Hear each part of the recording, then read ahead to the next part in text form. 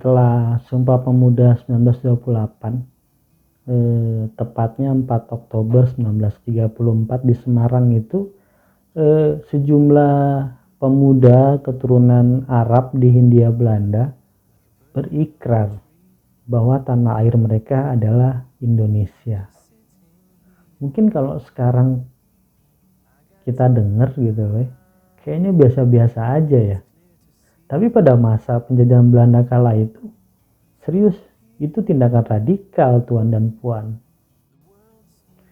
Jadi meskipun keturunan Arab ini sudah lama hidup di bumi Nusantara, tetapi mereka baru merasa sebagai orang Indonesia itu secara resmi ya, itu mulai pada sekitar tahun 1930-an lah gitu loh. Dahulu mereka lebih sering mengkaitkan diri dengan asal-usul nenek moyangnya, yaitu Hadramut, Yaman. Nah, sikap ini sebenarnya juga nggak ujuk-ujuk ya, nggak alamiah juga. Pasalnya ketika itu kan pemerintah kolonial Belanda itu ngebagi tiga strata masyarakat di Nusantara. Jadi kelas paling atas itu adalah bangsa kulit putih, ada Eropa, Amerika. Lalu ada kelas 2 warga timur asing, ada Arab, India, Tionghoa, dan terus yang paling keset pribumi Indonesia.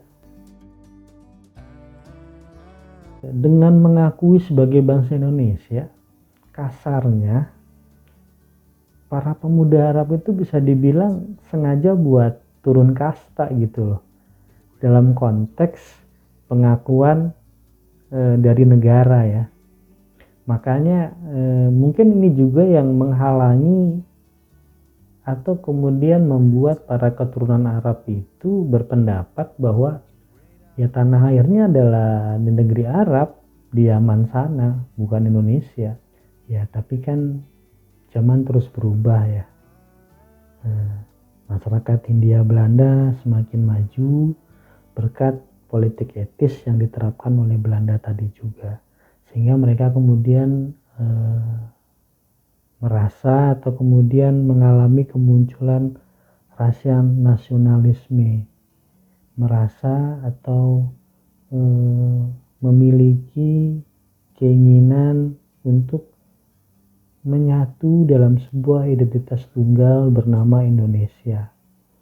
Nah, hal ini juga berlaku di kalangan keturunan Arab tadi.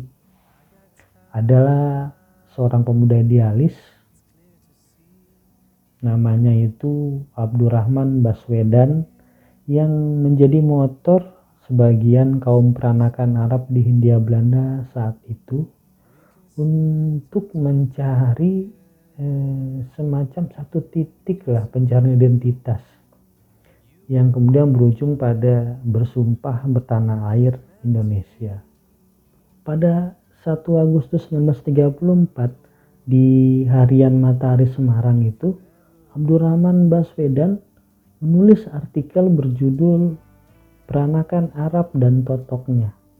Inti dari artikel itu adalah mengajak keturunan Arab seperti dirinya sendiri itu buat menganut asas kewarganegaraan ius soli, di mana saya lahir, disitulah tanah airku. Bahkan untuk mendukung tulisan tadi, si Abdurrahman Baswedan ini sampai berfoto dengan menggunakan blangkon gitu loh, untuk menjadi foto dalam artikel tersebut. Wah, tentu saja kemudian artikelnya hanya menjadi gempar, menjadi polemik di kalangan Arab Hindia Belanda kala itu. Meskipun kemudian menjadi polemik, Abdurrahman Baswedan ini nggak berhenti gitu loh. Waktu itu umurnya baru 27 tahun lah. Dan pada usia muda itu dia udah mengumpulkan para pemuda keturunan Arab dan mendirikan Persatuan Arab Indonesia yang ditujukan untuk mendukung kemerdekaan Indonesia. Luar biasa kan? Kemudian pada 4-5 Oktober 1934, para pemuda keturunan Arab tadi dari berbagai kota di Nusantara itu berkumpul di Semarang. Mereka mengucapkan ikrar yang kelak disebut Sumpah Pemuda Arab.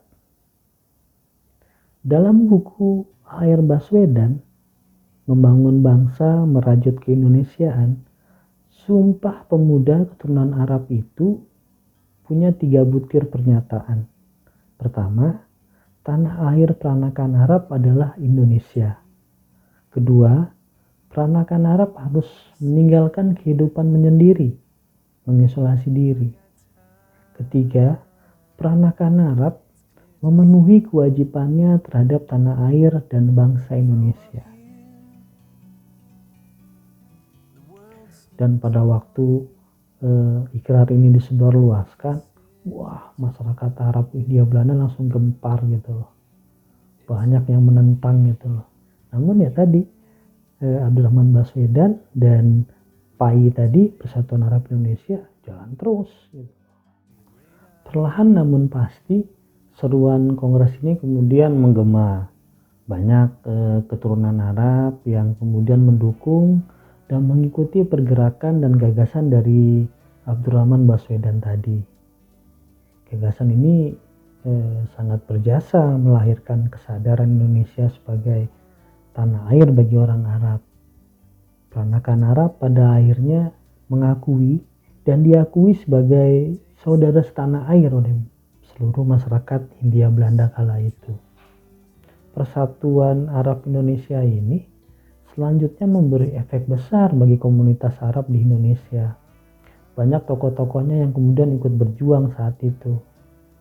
Mereka kemudian duduk dalam pemerintahan dan aktif dalam masyarakat Indonesia. Anak dan keturunan